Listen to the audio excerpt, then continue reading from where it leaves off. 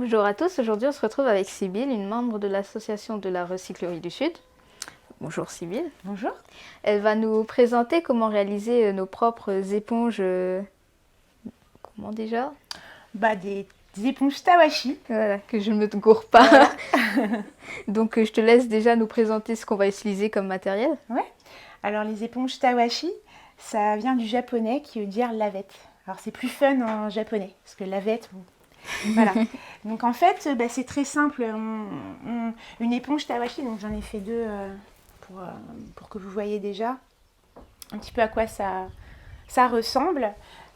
C'est du recyclage en fait réellement, puisque les éponges conventionnelles c'est pas super top au niveau écologique. Ouais. Donc c'est génial parce que quand tu sais pas quoi faire de tes vieilles chaussettes ou de ton t-shirt qui est troué, eh bien tu peux créer tes propres éponges pour laver soit ta vaisselle, soit tout ce que tu veux dans ta maison. Okay. Donc voilà, donc là je vous présente une éponge Tawashi avec une vieille chaussette. Voilà. Pourquoi ?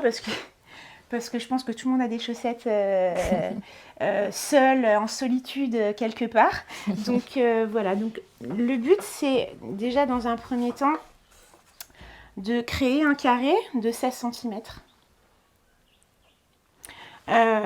Et ensuite, tous les 2 cm, tu mets ton clou. Voilà, donc je ne sais pas si on le voit un petit peu à quoi ça ressemble. Ensuite, tu vas concevoir donc tes 14 bandes. Ok. 7 de chaque côté. Tu fais à peu près 2 cm. Voilà, tu coupes tous les 2 cm, à peu près. Hein. Oui. Et ensuite, tout simplement, tu les positionnes. Alors, ne fais pas trop bas puisqu'on va les mailler ensemble. Donc, tu les mets un petit peu à moitié. Et tu continues. Je te laisse faire si tu veux. Oui, je veux Comme bien. ça, tu vois tout de suite comment on procède. Voilà. Donc il y a aussi un intérêt au niveau des clous de les prendre assez longs. Ouais, c'est plus sympa de les prendre assez longs. Après, tu vois là, celui-là, on fait quand même des grandes éponges.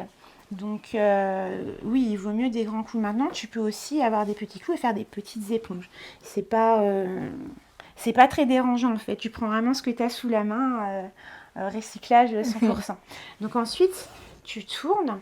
Et tu vas reprendre donc une autre bande et tu vas faire ce qu'on appelle le dessous-dessus.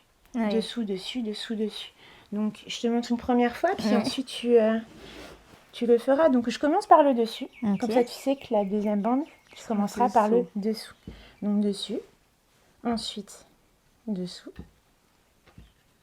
On recommence. Et hop là, on continue. Et hop là. Et là, tu as ta première bande. D'accord. Dessus. Donc, je te laisse faire la deuxième. Donc là, je fais l'inverse, c'est ça? Voilà. Donc là, tu passes par le dessous. Tu tires bien. Hop là.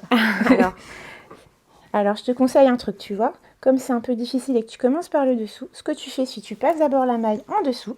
Ok. Et hop là, magie. Voilà, je te laisse continuer. Et donc toi, c'est depuis combien de temps que tu réalises tes propres éponges?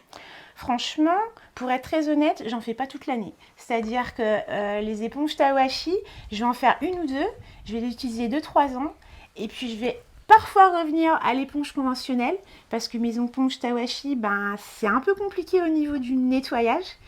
C'est ça un petit peu la problématique, parce qu'il n'y a pas que des bienfaits aussi.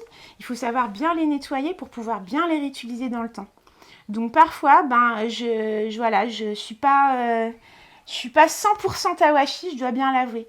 Mais en règle générale, une éponge Tawashi, elle peut durer 5 années.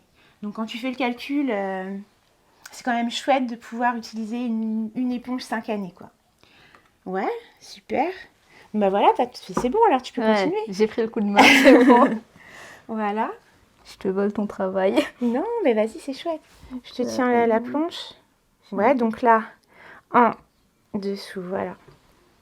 De toute manière, si tu as fait une erreur, c'est pas très très grave en soi. Hein. C'est pas super. Donc je continue, tu continues ? Vas-y, ouais. Je te laisse finir. Donc en dessous, donc là, on recommence sur le dessus. Hop. Hop. Alors, ce qui est bien aussi de faire, c'est, tu vois, c'est de... Bien serré. Ouais, de bien serrer quand même pour que, tu vois, les mailles, elles soient bien serrées. C'est plus sympa, mais bon, après, c'est pas très dérangeant en soi. Du coup, là, on est sur un tissu un peu serviette. Ouais, carrément. Ça, c'est les vieilles chaussettes d'avion qui fonctionnent bien pour les éponges Tawashi. Carrément. Et du coup, on peut aussi utiliser d'autres types de... Ouais, tu peux utiliser du jean, tu peux utiliser de la laine, tu peux utiliser du coton, du chanvre, enfin voilà, tout ce que tu peux obtenir. Après, j'avoue, le coton, je trouve que c'est l'idéal pour laver la vaisselle. Ça, tu vois, tout ce qui est polyester avec de l'élastane dedans, c'est moins fun pour laver la vaisselle. Ça serait plus pour nettoyer des surfaces, du bois ou du mélaminé, enfin voilà, d'autres surfaces. Mais après, c'est une question de goût et de choix, hein. Il y en a qui vont préférer aussi ça pour nettoyer leur vaisselle, tu vois. Moi, c'est ce que je pense en tout cas. Tu vois, là, il y a un souci ici. Tu vois, il y a... Ok. Donc, je pense qu'à un moment donné... Dessus, dessous, dessus, dessous. Ok. Bon, on recommence? Vas-y, je te laisse faire du coup. Allez. Alors, dessous. Ouais.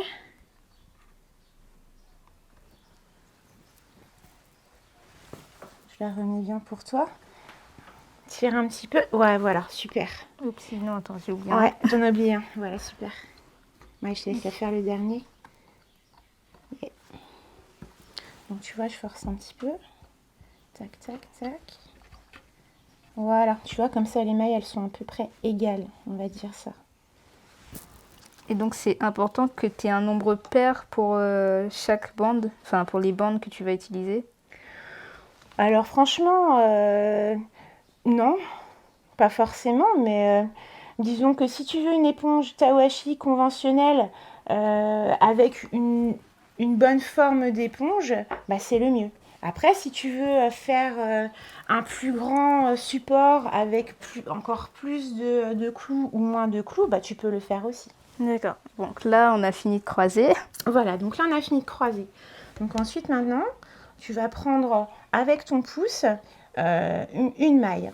Tu vas donc ensuite, alors j'aurais plutôt prendre comme ça, tu vas ensuite prendre la deuxième, donc la deuxième bande, et l'enfiler dans la première. Ok. Ok? Donc, tu lâches et hop, tu reprends. Et tu prends donc la troisième bande que tu vas reglisser dans la deuxième. Ok. Et tu recommences dans la quatrième. Et ainsi de suite, ainsi de suite. Et donc là, tu vas veux faire essayer tout le tour, c'est ça? Ouais, exactement. Tu veux essayer? Oui, je veux bien. Ou si tu veux, je termine et puis Oui. après, tu reprends. Ok. Hop. Et hop. Voilà. Donc là, je te laisse et je tourne pour toi.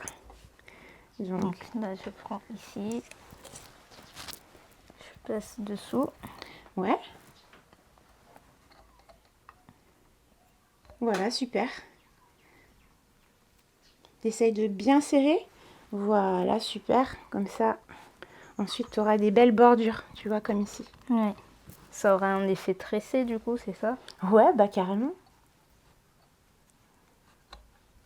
Parce qu'il est un petit peu acéré. Voilà, super. Donc tu vois, c'est quand même assez simple. Il faut juste bien commencer. Et puis ensuite, eh ben, tu utilises ce que tu as, chez toi que tu n'utilises pas, quoi. Donc ça peut être des t-shirts. Dans ces cas-là, tu fais des grandes bandes. Hop là, Tu ne là, fais du pas coup, on forcément. tourne. Oui. Tu fais des grandes bandes et donc tu peux utiliser vraiment toute la surface de ton t-shirt. Il te restera vraiment que le haut avec les manches. Et à ce moment-là, c'est le même système, sauf que là, tu vas passer toutes les bandes au fur et à mesure. Et du coup, il faut forcément que ce soit des bandes cylindriques, enfin que ce soit déjà... Alors, c'est ce que je t'explique. Là, des chaussettes, c'est le plus simple. Oui. C'est-à-dire, tu n'as qu'à couper, tu mets tes bandes, et puis ensuite, tu n'as plus qu'à les tresser. Quand c'est avec un t-shirt, c'est un peu différent. Tu dois faire des grandes bandes. Et dans ces cas-là, bah, tu les passes vraiment au fur et à mesure. Tu ne t'arrêtes pas en fait, tu continues la bande. Ok, oui. Là, tu continues jusqu'à la fin donc, de cette première partie-là. Et tu vas refaire la même chose de l'autre côté. Ok. Bah, tu t'en sors bien là, super. Hein, On essaye en tout cas. voilà, super. Donc il ne te reste plus qu'une partie. Bon, bah, c'est chouette.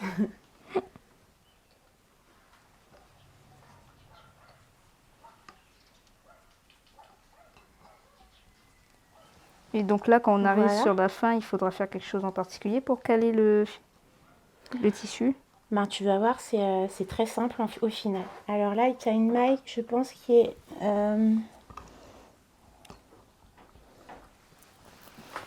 peut-être en dessous, j'ai pas vu. Mais tu vas voir, c'est très simple. La dernière, ça va te servir à positionner ton tawashi où tu veux, sur ton plan de travail ou où tu veux. Donc c'est super. Ok. Et du coup, là, la dernière, je l'enfile Voilà, aussi. ouais. Et puis bah voilà, t'as plus qu'à tirer. Et voilà. Et là, ton éponge tawashi est faite. Et ben, c'était très simple en réalité. Voilà, super. Et puis bah voilà, ça te permet de pouvoir la positionner. Voilà. Et donc, ça va être des éponges qu'on va pouvoir utiliser sur tout type de surface. Bah, c'est ce que je t'ai dit. Si c'est du 100% coton, moi je préfère laver ma vaisselle avec. Si c'est de l'élastane avec du polyester, tu peux nettoyer les surfaces, ça va pas les abîmer, etc. Mais après, chacun fait comme il veut. Le Oui. jean, c'est très bien pour décrasser. Il y a aussi le chanvre qui est chouette aussi pour bien nettoyer. Ça dépend de ce que tu as chez toi et ce que tu veux recycler. Et donc, comment tu fais pour nettoyer ton éponge tout au long de sa durée de vie? Alors, moi, ce que je fais personnellement, je la mets pas à la machine. Je vais d'abord... Alors, tu peux la mettre à la machine après, mais d'abord, au préalable, tu la mets dans du bicarbonate et dans du vinaigre blanc avec un petit peu, soit de liquide vaisselle que Céline a confectionné tout à l'heure, soit, j'ai envie de dire, un liquide à base de savon noir ou de savon de Marseille. Mais ce qu'il faut, c'est qu'il y ait du vinaigre et du bicarbonate pour bien désincruster à l'intérieur. Ok. Parce que l'éponge tawashi, bah, évidemment, quand tu fais ta vaisselle, il y a énormément de gras qui va s'incruster. Donc encore une fois, le gras sur le coton, il va s'incruster, mais il va vite partir. Le gras sur de l'élastane et du polyester, ça va être beaucoup plus difficile. C'est pour ça qu'avant de les passer en machine, il vaut mieux les passer d'abord dans du vinaigre blanc, du bicarbonate et un petit peu de liquide vaisselle.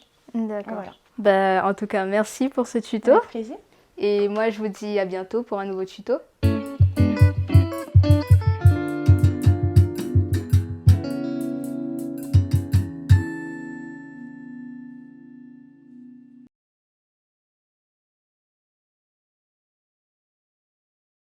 Si vous avez aimé cette vidéo de Parallèle Sud, média réunionnais indépendant, partagez-la.